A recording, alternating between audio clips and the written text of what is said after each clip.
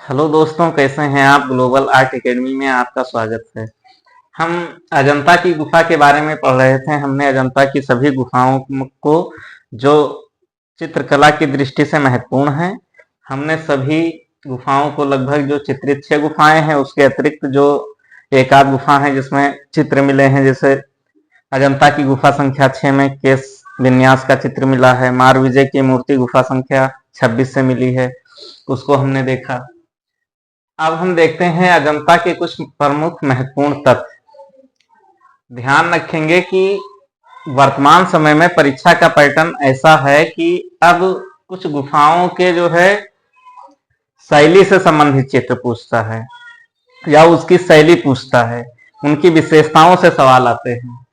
जो चित्र हैं वो तो महत्वपूर्ण है, लेकिन साथ ही साथ जो अजंता में शैली कौन सी प्रयोग हुई है, रंग योजना क्या रही है, भित्ति चित्र कैसे बनाए गए हैं, उसकी क्या क्या विशेषता हैं, इसके बारे में अक्सर परीक्षा में प्रश्न बन जाते हैं। तो हम देखते हैं अजंता के जो फैक्ट। अजंता में सबसे पहला पॉइंट है कि 20 प्रकार की रेखा शैली का प्रयोग हुआ है। प्रश्न आता है कि अजंता में कितनी प्रकार की शैलियों का यूज हुआ है, रेखा शैली का। तो अजंता में 20 प्रकार की रेखा शैली का प्रयोग हुआ है। सर्वाधिक अलंकरण गुफा संख्या 1 में है। हमें याद रखना है कि अगर अजंता में सर्वाधिक अलंकरण किस गुफा में है तो गुफा संख्या 1 में है।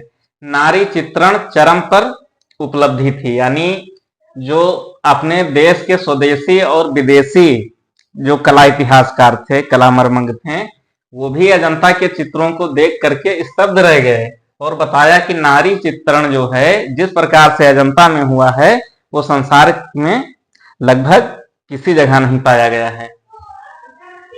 अब हम देखेंगे कि जातक कथाओं के बारे में, जैसे हमने छदंत जातक, हस्ती जातक, विषांतर जातक, इस प्रकार से कई जातक गुफाओं को जो है जातक गुफाओं के चित्र हमने देखे।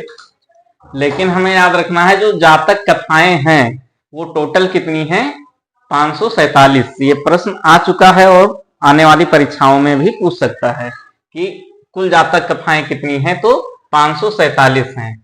और अजंता में जो भित्ति चित्रण विधि है वो फ्रेस्को सेक्को है। अच्छा, ये थोड़ा सा टर्मिनोलॉजी है, आप देखेंगे। भित्ति चित्रण का मतलब हुआ कि किसी ठोस धरातल पर चित्रण, यानी दीवार पे भी हो सकता है और स्तंभ पे भी हो सकता है, या जो है गुफा के छत पर भी हो सकता है। यानी ये जो भित्ति है ये एक प्रकार से ये पृष्ठभूमि को दर्शाता है, यानी जो भित्ति पर चित्रण किया गया है उसको कहते हैं भित्ति चित्रण। और भित्ति चित्रण की जो है फ्रेस्को सेक्को विधि का यूज हुआ है। यानी ये जो भित्ति चित्रण विधि है ये 2 प्रकार की होती है, फ्रेस्को सेक्को और फ्रेस्को ब्यूनो, या कहीं कहीं बूनो भी बोल देते हैं। फ्रेस्को सेको का मतलब ये हुआ कि जो जिस दीवार को हमने धरातल के रूप में यूज किया, दीवार कह लो या छत को, उस पे जो प्लास्टर लगाए गए वो सूखे प्लास्टर, यानी प्लास्टर सूख जाने के बाद अगर चित्रकारी हुई तो उस विधि को हम फ्रेस्को सेको कहेंगे।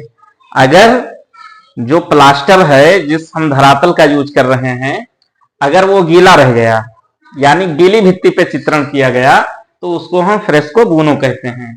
अजंता में किस प्रकार की जो है चित्रण विधि है, भित्ति चित्रण विधि, तो फ्रेस्को सेको यानी सूखी विधि का यूज हुआ है। सर्वोत्कृष्ट कार्य अगर बोले कि अजंता में सबसे ज्यादा काम या सबसे सुंदर काम किसके शासन काल में हुआ है, तो वो गुप्त काल में हुआ है। और देखेंगे कि जो है अजंता की जो चित्रकला है वो रेखा प्रधान है, ठीक। और विषय अगर हम देखें तो ये मुख्यतः बौद्ध धर्म से संबंधित है, यानी बौद्ध धर्म का महत्वपूर्ण केंद्र रहा है क्या, अजंता गुफा। हम देखिए रंग विधान की अगर बात करें तो हमें टेम्परा पद्धति लगानी है। एक प्रश्न आया था कि अजंता में किस प्रकार के रंग का यूज हुआ है या उसकी रंग विधि क्या थी, तो उसमें प्रश्न जो ऑप्शन थे उसमें फ्रेस्को विधि भी दिया हुआ था और टेम्परा भी दिया हुआ था। अब यहाँ पे देखिए जो टेम्परा, ये क्या कहते हैं, भित्ति चित्रण विधि है, ये हमारा धरातल का बात करता है, यानी धरातल हमारा किस प्रकार का है, सूखा है कि गीला है। लेकिन रंग योजना है, ये रंग विधि है या रंग विधान है, ये रंग के प्रकार, यानी हमने रंग को किस शैली में, किस प्रकार के रंग का यूज किया, ये उसकी बात करता है। तो यहाँ पे टेम्परा पद्धति ही जब कभी भी रंग से संबंधित प्रश्न पूछेगा तो हमें टेम्परा लगाना है। टेम्परा में क्या होता था कि जो भूमिज रंग या खनिज रंग होते थे उनको अंडे की जर्दी में जो है मिक्स कर करके लेप लगा के उसको भित्ति के ऊपर लगाया जाता था, जिससे क्या होता था कि रंग में एक तो स्थायित्व आ जाता था और दूसरी उसकी चमक बनी रहती थी। तो ये हमको याद रखना है। अब देखते हैं जो बौद्ध चित्रकला है उसकी 3 प्रमुख शैलियां मानी गई हैं। ये किसने माना है? इतिहासकार लामा तारानाथ, यानी ये तिब्बत के इतिहासकार थे, तिब्बती इतिहासकार लामा तारानाथ। इन्होंने बताया कि जो बौद्ध चित्रकला है वहां प्रमुख रूप से 3 शैलियों का प्रयोग हुआ है। वो कौन कौन सी हैं? पहला बताया आपने कि देव शैली। देव शैली के संस्थापक कौन थे? आचार्य बिंबिसार।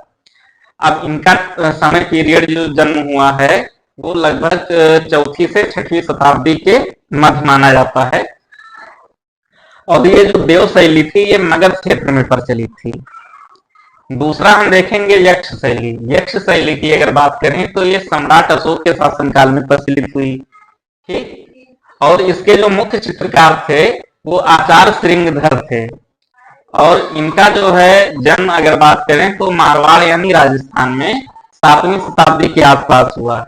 और यक्ष शैली का जो प्रमुख केंद्र रहा है वो राजपूताना, यहाँ पे यानी जहां जहां पे राजपूतों का शासन था, ठीक, यानी 7वीं 8वीं शताब्दी में या 7वीं से लेकर के अपना 12वीं और 15वीं तक, तो यक्ष शैली का प्रयोग वहां पे हुआ है। कहा? जहां पे राजपूताना शासन था।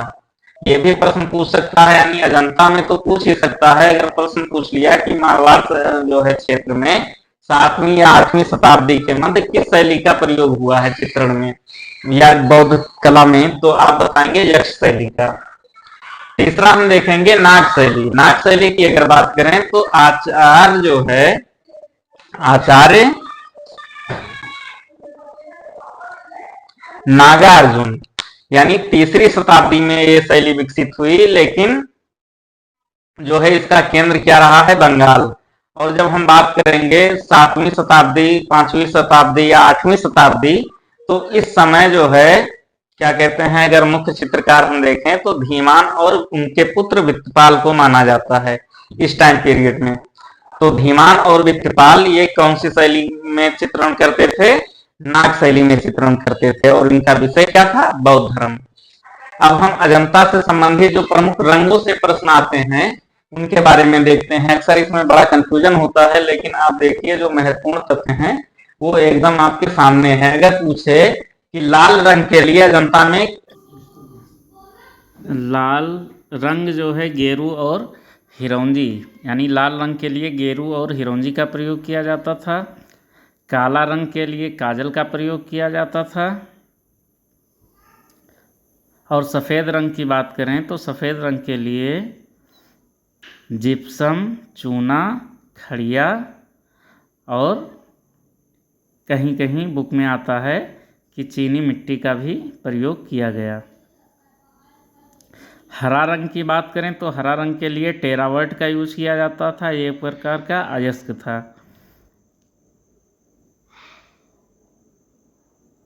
और नीला रंग की बात करें तो ये लेपिस लाजुली पत्थर से बनाया जाता था, यानी ये एक विदेशी रंग था जिसको फारस से आयात किया जाता था।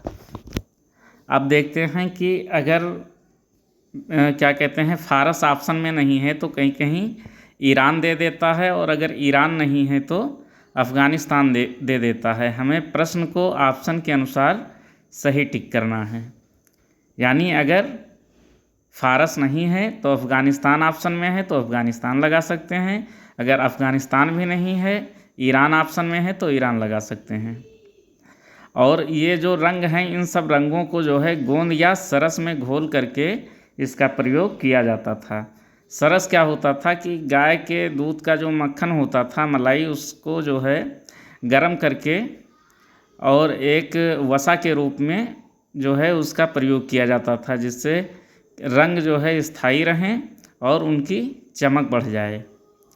प्रश्न अगर आता है कि अजंता में किस प्रकार के रंग लगाए गए, यानी सपाट रंग का प्रयोग हुआ है, यानी जब चित्रण हुआ है भित्ति पर तो एक बार में ही रंग को भर दिया गया है, यानी बार बार उसको कई टोन में नहीं लगाया गया है, यानी परत दर परत काम नहीं हुआ है।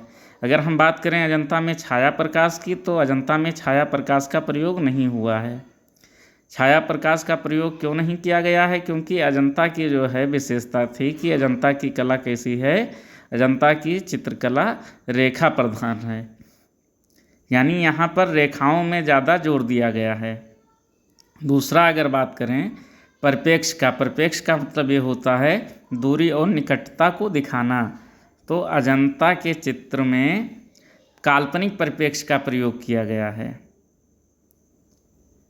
अगर काल्पनिक परिप्रेक्ष ऑप्शन में नहीं है तो हम मानसिक परिप्रेक्ष का जो है प्रयोग लिख सकते हैं, यानी ऑप्शन में अगर मानसिक परिप्रेक्ष दिया हुआ है तो मानसिक परिप्रेक्ष को टिक कर सकते हैं। अगर मानसिक परिप्रेक्ष भी ना मिले तो कहीं कहीं बहुउद्देशीय परिप्रेक्ष लिखा हुआ मिलता है कई एथेंटिक बुक्स में कि बहुउद्देशीय परिप्रेक्ष का प्रयोग किया गया, यानी हमें प्रश्न को ऑप्शन के अनुसार टिक करना है। एक एक प्रश्न बहुत महत्वपूर्ण होता है परीक्षा की दृष्टि से, तो हमें बहुत ही सूझबूझ के साथ ऑप्शन को टिक करना है।